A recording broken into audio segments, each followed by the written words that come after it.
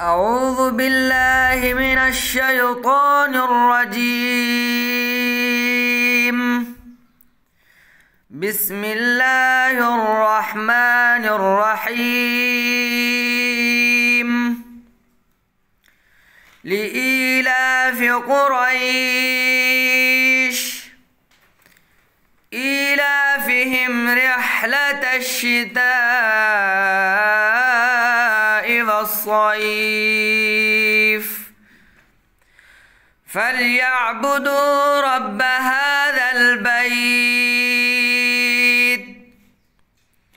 الذي أطعمهم من جوع وآمنهم من خوف. صدق الله العظيم.